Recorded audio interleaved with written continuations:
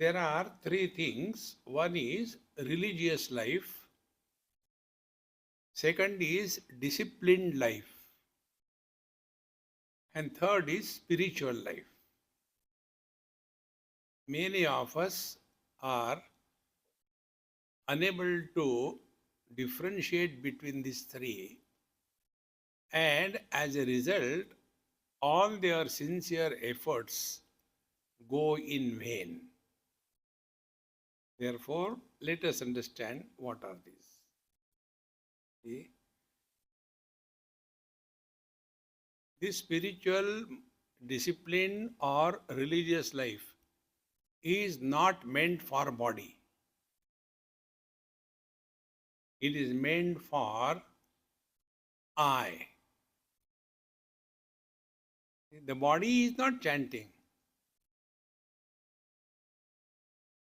When there is some wound, the body doesn't have pain. The mind has the pain. In short, everything happens only to the mind. Nothing happens to body. Because we are not aware or we have never thought about it, we start living only at body level. And when we live at body level, what are the levels at which we live? First of all, let us understand our correct identity, then we'll come to this. We are essentially divine, whether we want or we don't want, whether we know or we don't know. We are divine. Now that divinity that we are, when expressing through the body, gets identified with the body, and what we call as an illusory self is born. Illusory self. Illusory self means mithya aham, who doesn't exist, but that we take to be real. Like when I take myself to be man, woman, young, old, etc., that is not the reality. Reality is me. Because although we are not identified with our body, as in dream and in deep sleep, we continue to exist. So we are not because of the body, but the body is because of us. This has to be recognized. So the Mukhyatma, the essential self, falls as if and becomes Mithyatma, the illusory self. After that, the next generation, after body identification has happened, then the next generation is called Gaunatma, the secondary self.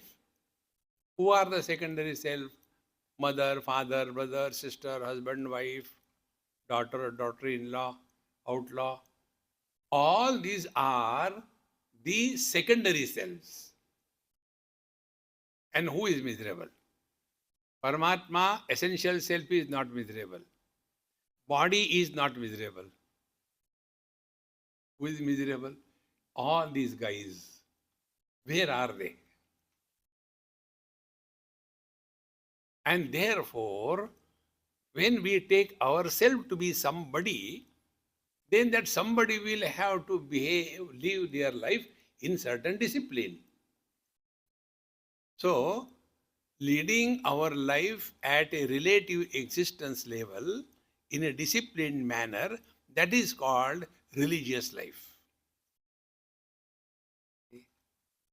So, in this religious life, there are do's and don'ts.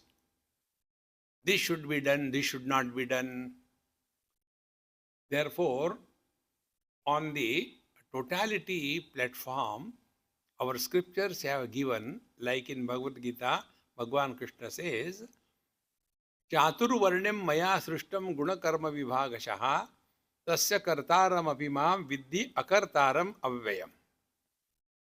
This Chaturvarnya, our life is a properly defined and properly disciplined if it is followed.